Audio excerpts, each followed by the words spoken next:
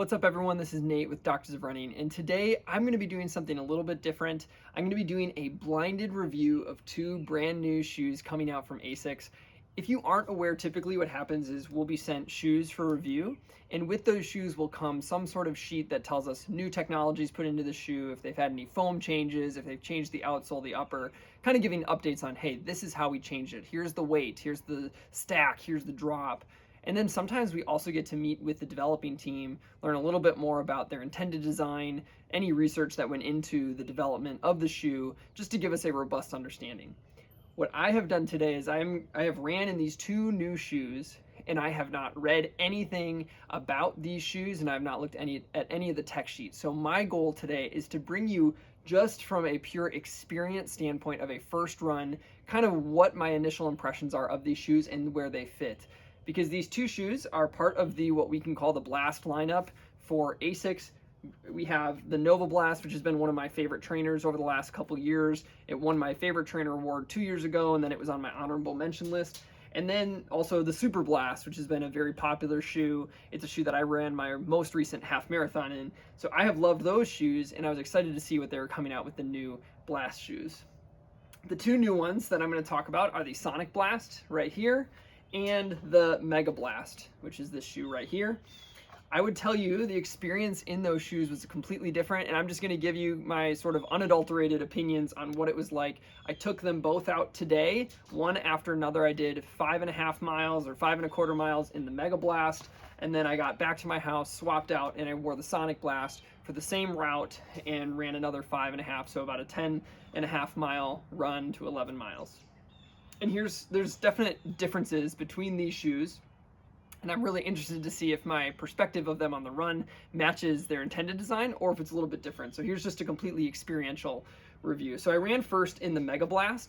This shoe is extremely lightweight on foot. It feels light in your hand, and it feels really light on foot. It's got a rockered profile, and it, is not extremely aggressive. I would say it's a little bit more mild and smooth rolling, starts a little bit earlier, so it's easy to get onto that rocker. The upper is a synthetic mesh, really thin upper. You can see your sock through it, and it's definitely snug around the forefoot. It wasn't uncomfortable snug, but it really locked down. The whole shoe had kind of this lockdown feel. And then the foam, I know what it's called because it's FF Turbo squared, it looks like. So we have the turbo foam and a new updated version of it. I don't really know what's going on, and you can't see if there's a plate, but it's very stiff, so I wouldn't be surprised if there's a plate inside of it. And on the run, it felt like a stiffer rockered shoe. It didn't feel like I was getting a lot of toe flexion or forefoot mobility there. I really enjoyed my first 5 miles in this shoe. Pretty smooth heel to forefoot, and especially when I was picking up the pace, the foam became really responsive, so I dropped down to like what would be like kind of my 10K effort, and it was at like a 6:30 pace. And as I picked up to that pace, the foam got even more and more responsive. And given the lightweight nature of the upper and how thin it is, the rockered profile, kind of the really lightweight shoe, the bouncier foam, I almost see this shoe as a workout / racing shoe, especially if you're somebody who doesn't like the super aggressive super shoes. This might come into that category of a little bit more stable because of the wider platform, as well as just really lightweight and still giving you some of that pop without being overly aggressive. I still found the shoe very smooth between the, easier pace, because I would go down to like a 9-minute mile all the way up to 6:30. It was smooth throughout, but it felt firmer when I was going slower, felt bouncy as I was going faster. So that was first impressions of the Megablast. Then we have the Sonicblast, and I cannot express how different these two were. I put this one on, and I had to learn how to run it in comparison to the other. They are not really comparable at all.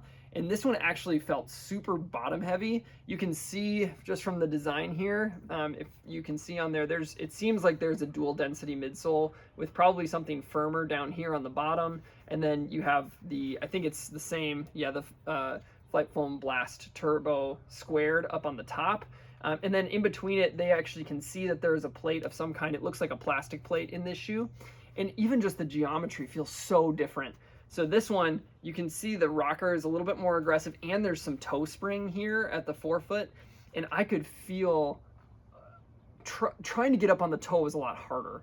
in this shoe. So it felt heavier, it felt a bit clunkier, and I couldn't, those all sound like bad things. I'll be honest, it did not work for me on this first run as much as the other shoe. But getting up onto the toe is a lot harder because of this later stage rocker, the toe spring, and the rigid nature.